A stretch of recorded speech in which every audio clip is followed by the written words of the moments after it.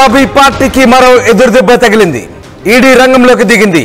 Formula ఈ కేసులో విచారణకు రావాలంటూ వర్కింగ్ ప్రెసిడెంట్ కేటీఆర్ కు ఈడీ నోటీసులు ఇచ్చింది. జనవరి 7న కేటీఆర్ విచారణకు రావాలంటూ ఈ నోటీసుల సారాంశం.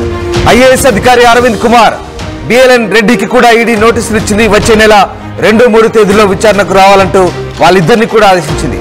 ఏసీబీ ఎఫ్ఐఆర్ ఆధారంగా మనీ లాండరింగ్ యాక్ట్ కింద ఈడీ విచారణ కొనసాగిస్తోంది. ఫెమా నిబంధనలు ఉల్లంఘించినట్లుగా ఈడీ నిర్ధారణకు వచ్చింది. ఫెమా మనీ లాండరింగ్ కింద ఈడీ కేసులు నమోదు చేసింది.